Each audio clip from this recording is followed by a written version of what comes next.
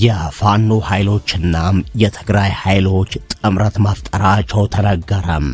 በቀጣይም በብልጽግና ላይም የታቀደና የተቀናጀ ከባድ ጥቃት እንደሚከፍቱ የተለያዩ ዓለም አቀፍ መገናኛ ብዙሃንን ጨምሮ በርካቶች እያወሩበት ያለ ጉዳይ ነው። ዛሬም የሰሜኑን ጥምረት በተመለከተም በተለይም የሁለቱ ታጣቂ ኃይሎችን ጉዳይ ከሚናገሩና ከሚሰነትኑ ባለሙያዎች የተገኘ ጽሑፍን ወደ እናንተ እናደርሳለን። ሸገር ቲዩብን ሰብስክራይብ፣ ላይክ፣ ሼር ያደረጋችሁም አብራችሁን ቆዩ። ወደ ዝርዝር መረጃዎቹ አለፈን። መገፋትና በፈረቃ መበደል ያንገሸገሸው ትውልድ ዱርና ጫካውን የነጻነቱ ቀንዲል አድርጎ ለትግል መንኗል። ህብረቱ ክንዱና ነፍጡ ብቸኛ መዳኛው መሆኑን የተረዳም ፍም እሳት ትውልድ የአገዛዙን የእሳት ላንቃም በእሳት ሊያጠፋም እሳት ለብሶ እሳት ጎርሶና በእሳት ተንተርሶ በሞርታርና ዲሽቃ ትከሻ ላይም አፍላነቱን ሰውቷል። ልጆችን ያለ ወላጅ ወላጆችን ያለ ልጅ እያስቀረም የሰሜኑን ሰማይ በመከራ ደመና የከበበውን ኦህዴዳዊ የእልቂት መንፈስ ለመስበርና ጣርና ሲቃውን ለማሳጠር ቆርጧል። እምቢም ለነጻነት ብሏል። እናንተም የምድር ጎስቋሎች ተነሱ። ይህ ዓለም አቀፉ ሳይንሳዊ ኮሙኒዝም ያስተሳሰራቸውም የሰራተኛው መደብ አብዮት ትግል አቀንቃኝ ሪቮዎች በዱሩ በጫካውና በበረሃው የሚያዜሙት ኢንተርናሲዮናል የተሰኘ ዜማቸው ነው። ይህ መገፋት፣ መረገጥ ከቡርዥዋና ካፒታሊስት ጫማ ስር ማደር የመረራቸውም ነጻነታቸውን በነፍጥ ለማዋለድ በላቲን አሜሪካ ጫካዎች ለትግል የመነኑ ቅዱሳን ነፍሳት ቅዳሴ ነው። ማህሌታቸውን ነፍጥ፣ ኪዳናቸውን ባሩድናም እርሳስ አድርገው ከአቫናም እስከ ቦነስ አይረስ ከሜርሊን እስከ ካራካስ ካፒታሊስቱን ዓለም በብረት ረበሹ። ትከሻቸውን ጨቋኝ ለመሸከም ሳይሆን ነፍጥ ለማንገብ አደነደኑ። እሳት ጨብጠውና እሳት ጎርሰው የላቲንን አየር በባሩድ ጢስ አፈኑ። የጢሱ ወላፈን ወደ ቤተ መንግስቱም ገባም። የና ማርጋሬት ታቸርና የና ሮናልድ ሬገን የላቲን እጅ በካስትሮ መዳፎች ተቆረጡ። ቀንበር ተሰብሮ ጭቆና ተገረሰሰም።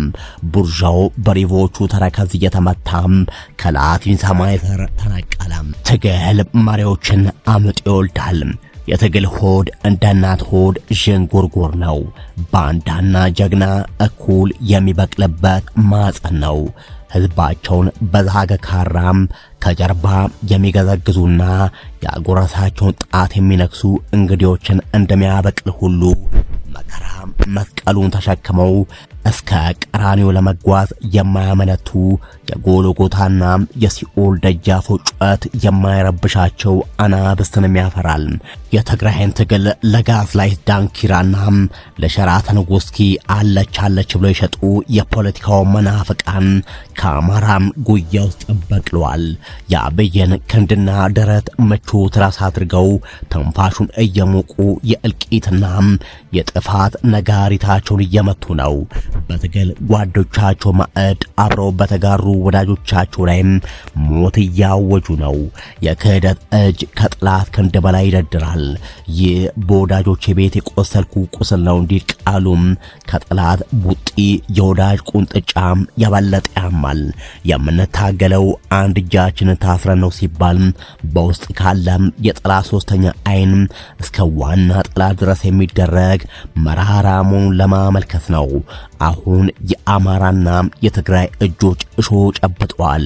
እነዚህም በፈረቃናም ለእልቂት የታጩ ኮርና አስኳል የኢትዮጵያ ፈጣሪዎች በሰሯት ሀገር ላይ እንደ ጠላት ተፈርጀው እየተሳደዱ ነው።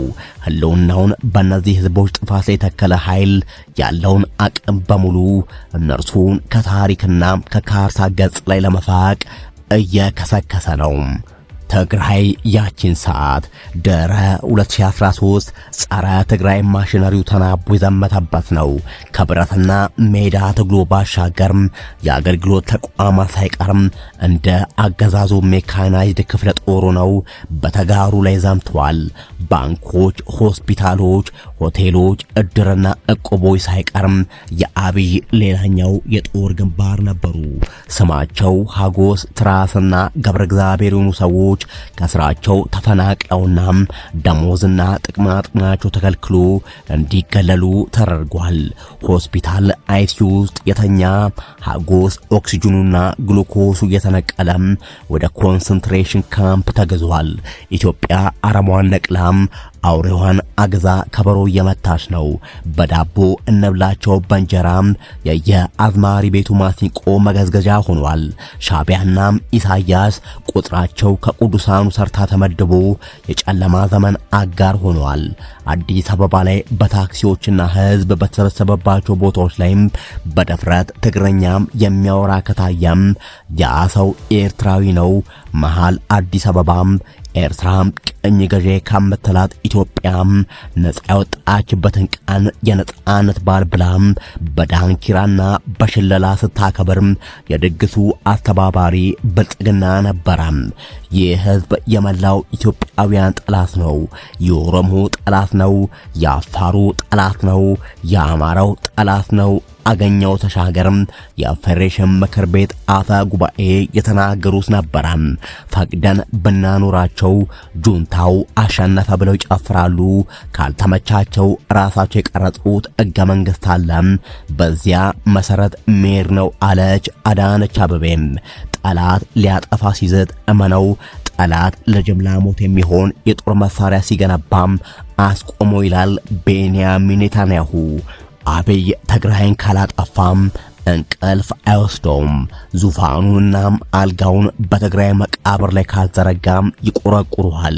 ስለዚህም እያንዳንዱን የፖለቲካም ኢንስትሩመንት ተጠቅሞ ትግራይን ለማጥፋት መድከም የጀመረው እግሩ የሚኒሊክን ቤተ መንግስት ከረገጠ ዕለት አንስቶ ነው።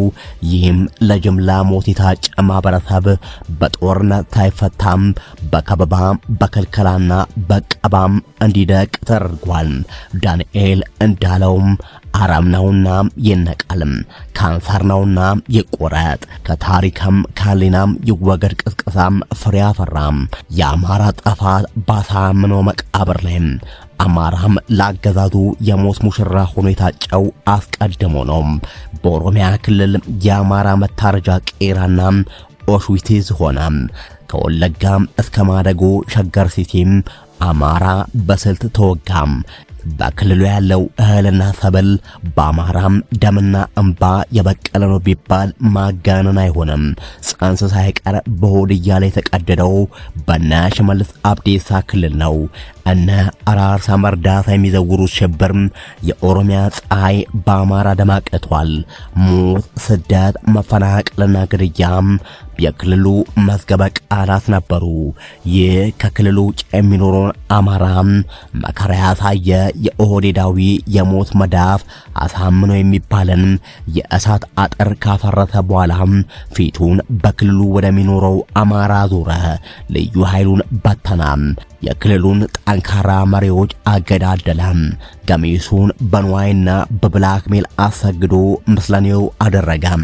አማራም ከአባት ሰፍቶ ከመሸለም የዘለለ ሚና እንዳይኖረው ተደርጎ ተመታም። የፋኖ የነፍጥ ትግል እስኪወለድና አፈሙዙን ወደ አገዛዙ እስኪያዞር ድረስ አማራ ክልል የኦህዴድ ዕቃ ነበር። መታወቂያ ያየ አማራን አዲስ አበባ እንዳይገባ እስከመከልከል በሚያደርስ እብጠት ውስጥም ነበር። ይህንን እብጠት ያስተነፈሰ የፋኖ ክንድ አከርካሪውን እስኪሰብረው ድረስ ምድር ጠባው ነበር። የደቡብ አሜሪካ ሪቮች ቃል ኪዳናቸውን ነፍጥ መሃላቸውን ባሩድ አድርገው ለአንድ ዓላማ በብረት ሸፈቱ። ቦነስ አይረስና ሃቫናም የመጨረሻውን የፍትህ ሳቅ ሊስቁ ግንባር ፈጠሩ። ትግሉ ካስትሮና ቼጎቬራ የሚባሉ አናብስትን አምጦ ወለደ። አማዞን ጀግኖቹን በጉያው ሸሽጉ የወንዶቹ ማደሪያ ሆነ። ነጻነት፣ ፍትህና ድል የዘውትር ዜማ ሆኑ። ሌኒንና ካርል ማርክስ የሃሊዮቱ አምላክ ሆኑ።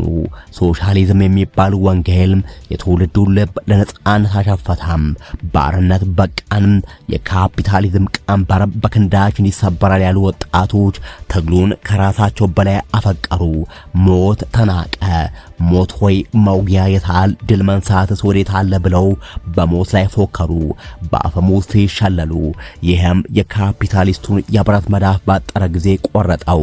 አናብስቱ አጋሱ፣ ጅቡም ፈረጠጠም።